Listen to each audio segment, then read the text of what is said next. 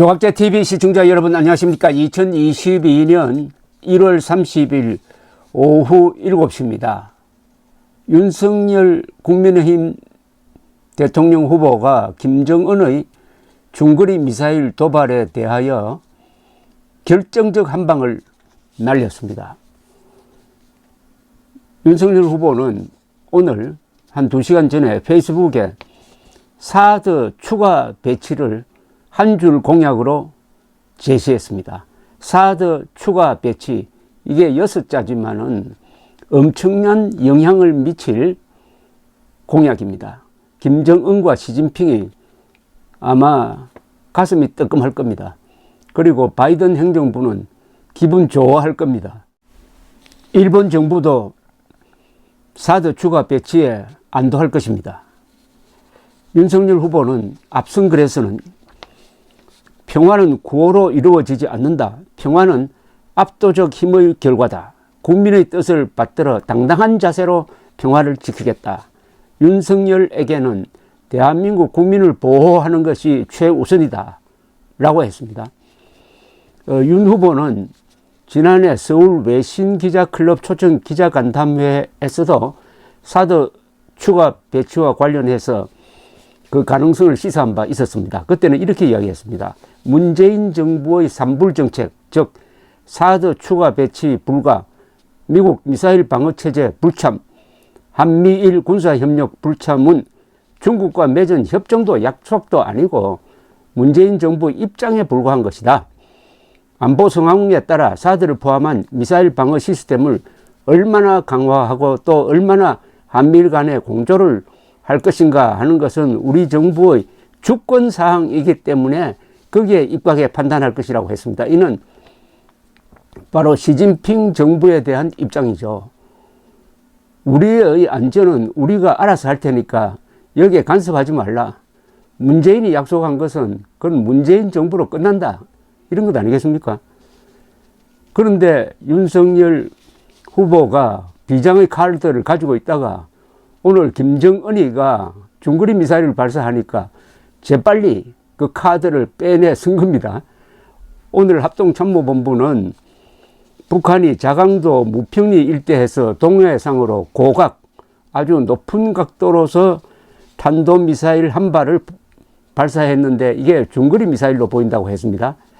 고도가 2000km까지 올라가서 수평거리로는 800km까지 날아갔습니다. 각도를 낮추면 5000km까지 날아갈 수 있다고 합니다. 중거리 미사일 중에서도 굉장히 긴 중거리 미사일, ICBM과 비슷한 비행거리를 가진 걸 발사한 거죠. 이러니까 문재인 대통령도 긴급 NSC 회의를 소집을 해가지고 안보리 결의에 위반된다, 도전이다 라는 이런 표현을 썼습니다. 사실상 오랜만에 규탄을 했습니다. 그러나 규탄만 하면 뭘 합니까? 대책이 있어야 될 것 아닙니까? 대책이. 거기에 핵탄두가 실려 있었다면 어떻게 되는 겁니까?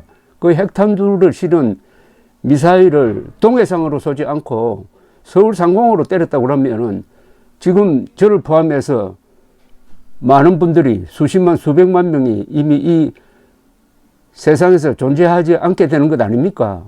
그런데 한가하게 논평만 하면 되겠습니까? 그런데 재빨리 윤석열 대통령 후보가 대안을 내었습니다. 이것은 상당히 국제적 파장이 클 겁니다. 왜냐하면 당선 가능성이 아주 높은 사람이 한 거니까요.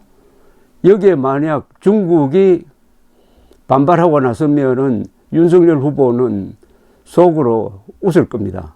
현재 반중 감정이 어마어마하게 강합니다.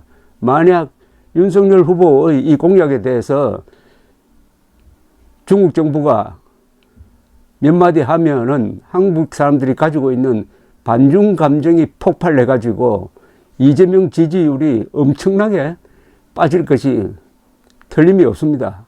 이런 자신감을 가지고 윤석열 후보는 오늘 이재명 후보를 난타를 했습니다.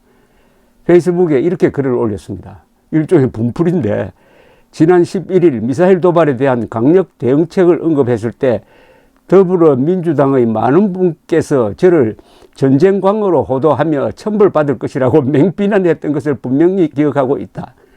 지난 27일 북한이 6번째 미사일을 발사했을 때 이재명 후보는 분명히 선거에 악영향을 미치니 북한에 자중해달라고 부탁했다고 했다. 그랬던 이재명 후보가 오늘 갑자기 북한의 미사일 발사를 규탄하고 대선 후보 공동선언을 촉구한다며 말을 바꿨다. 불과 며칠 만에 180도로 바뀐 입장에 진정성이 의심되는 것은 당연한 일이다. 다시 한번 말씀드린다. 평화는 구호로 이루어지지 않는다.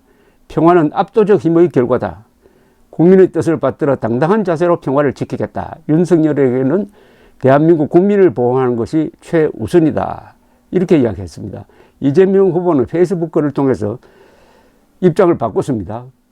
북한의 미사일 발사를 명시적으로 도발로 규정하고 규탄한다는 입장을 밝혔습니다. 이재명 후보가 180도로 태도를 바꿨다 이거죠. 그전에는 북한이 핵미사일 발사할 조짐이 있으면 전제 타격해야 된다는 윤석열 후보의 너무나 당연한 이야기를 전쟁을 부르는 세력의 망언인 것처럼 규탄한 적이 있었는데 태도를 바꿔가지고 오늘은 김정은을 규탄하고 있습니다. 선거가 참 좋긴 좋습니다. 이 후보는 북한의 미사일 발사를 강력히 규탄하며 여야 대선 후보 대북 공동선언을 다시 한번 촉구한다. 북한이 오늘 아침 또다시 탄도미사일을 발사했다. 엄중 규탄한다.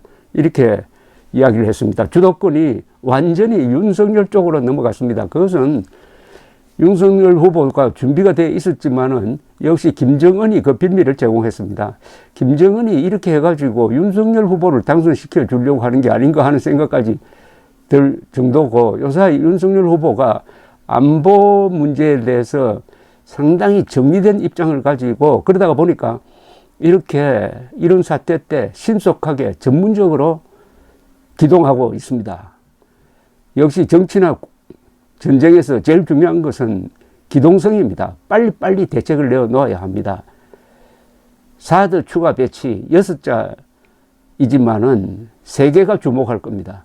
김정은, 시진핑, 일본 정부, 바이든 행정부, 그리고 우리 국민, 결정적 한 방을 김정은과 이재명과 문재인을 향해서 날렸습니다. 감사합니다.